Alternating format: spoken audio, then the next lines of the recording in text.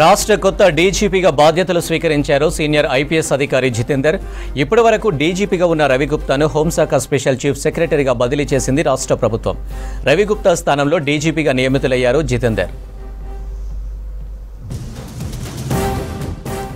పంజాబ్ జలంధర్లో రైతు కుటుంబంలో పుట్టిన జితేందర్ 1992 ఐపీఎస్ బ్యాచ్ అధికారి. ఆంధ్రప్రదేశ్ క్యాడర్కు ఎంపికయ్యారు. ముందుగా నిర్మల్ ఏఎస్పీగా పనిచేశారు. ఆ తర్వాత బెల్లంపల్లి అదనపు ఏఎస్పీగా విధులు నిర్వర్తించారు.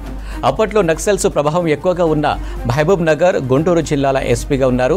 తర్వాత ఢిల్లీ సిబిఐలో 2004 నుంచి 6 వరకు గ్రేహౌండ్స్లో పనిచేశారు. ఆ తర్వాత డీఐజీగా ప్రమోషన్ పొంది విశాఖపట్నం రేంజ్లో బాధ్యతలు నిర్వర్తించారు. అప్పాలో కొంతకాలం పనిచేసిన ఆయన తెలంగాణ ఉద్యమం సమయంలో Warangal range డీఐజీగా కొనసాగారు. Andhra Pradesh CID, enquiry commission, vigilance and ఎన్ఫోర్స్మెంట్లో బాధ్యతలు నిర్వర్తించారు. హైదరాబాద్ కమిషనరేట్లో ట్రాఫిక్ అదనపు కమిషనర్గా పనిచేశారు. తర్వాత తెలంగాణ శాంతి భద్రతల విభాగం అదనపు డీజీపీగా, జైలు శాఖ డీజీగా పనిచేశారు. ప్రస్తుతం హోంశాఖ ముఖ్య కార్యదర్శిగా ఉన్న జితేందర్ 2025 సెప్టెంబర్లో పదవి విరమణ చేయనున్నారు. దాదాపు 14 నెలల పాటు డీజీపీగా కొనసాగనున్నారు జితేందర్.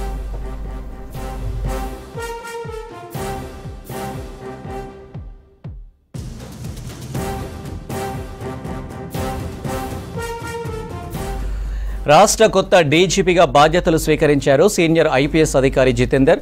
ఇప్పటివరకు డీజీపీగా ఉన్న రవిగుప్తాను హోంశాఖ స్పెషల్ చీఫ్ సెక్రటరీగా బదిలీ చేసింది రాష్ట్ర ప్రభుత్వం. రవిగుప్తా స్థానంలో డీజీపీగా నియమితులయ్యారు జితేందర్.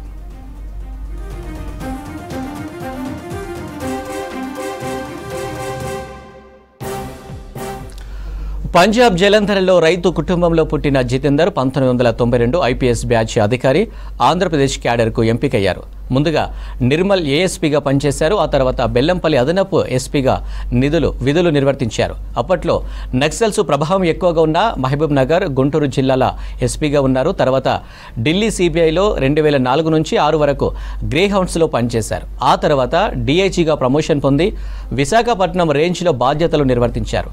అప్పాలో కొంతకాలం పనిచేసిన ఆయన తెలంగాణ ఉద్యమం సమయంలో Warangal range డీఐజీగా కొనసాగారు. Andhra Pradesh CID, enquiry commission, vigilance and ఎన్ఫోర్స్మెంట్లో బాధ్యతలు నిర్వర్తించారు. హైదరాబాద్ కమిషనరేట్లో ట్రాఫిక్ అదనపు కమిషనర్గా పనిచేశారు. తర్వాత తెలంగాణ శాంతి భద్రతల విభాగం అదనపు డీజీపీగా, జైళ్ల శాఖ డీజీగా పనిచేశారు. ప్రస్తుతం హోంశాఖ ముఖ్య కార్యదర్శిగా ఉన్న జితేందర్ 2025 సెప్టెంబర్లో పదవి విరమణ చేరున్నారు. దాదాపు 14 నెలల పాటు డీజీపీగా కొనసాగనున్నారు Jitender. Of myself as DG of Telangana, HOPF in charge. So just now I have taken charge.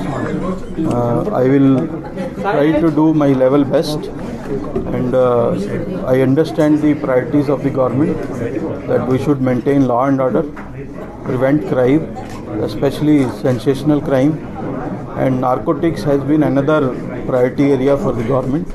Already Director Narcotics has been appointed. So we'll see that we give lot of emphasis on narcotics also, plus modern day crime of cyber crime. That also we have a specialization. We have senior officers who are looking after cyber crime. We'll see that we prevent cyber crime and also detect.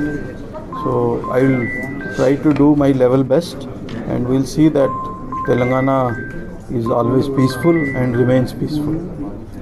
I also thank government for considering me suitable for this post, and I will try to do my best.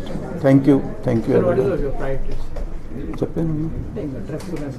Already cheppanu.